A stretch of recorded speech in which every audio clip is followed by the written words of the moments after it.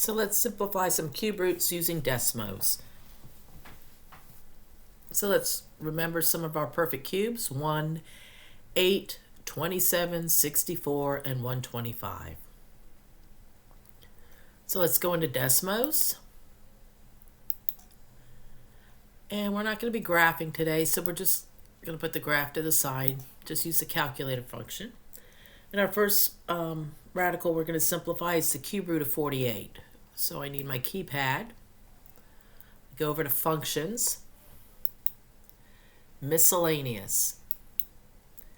And here's a radical with an index. So 3 square roots of 48. So I'm going to jump ahead, and the simplified form is 2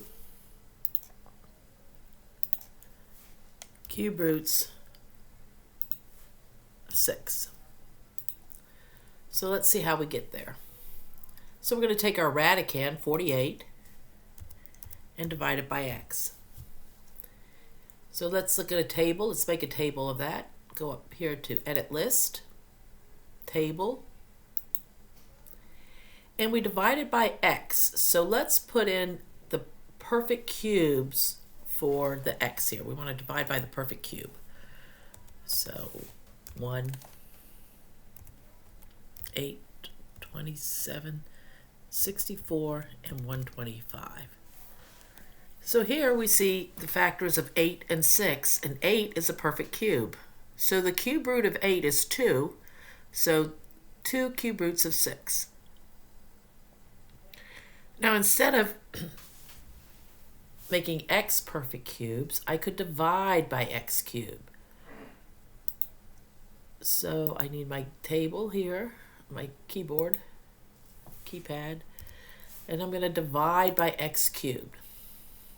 So now I'm just going to put in values for x. 1, 2, 3, 4, and 5. So I've divided by x cubed. So now I just look in this column for the smallest whole number, and that's 6. And since I divided by x cubed, I can just look here, and my answer, my simplified form, is 2 cube roots of 6. Let's try another one. Let's try the negative 108, cube root of negative 108. So we need to get a radical with a index. So go into Functions, Miscellaneous, and our radicand this time is negative 108.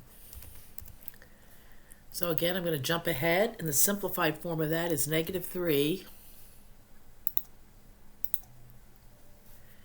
cube roots of 4. So how did we get there? Let's take our radicand, negative 108, and divide it by x. And let's get a table. And since we're dividing by x, let's put in some perfect cubes. And since we have a negative radicand, we're going to put in negative perfect cubes. So negative 1,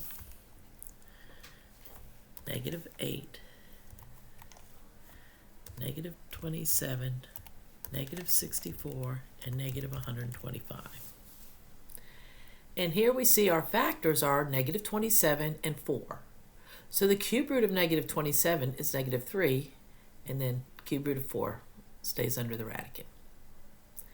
Now, instead of dividing by x, I could have divided by x cubed.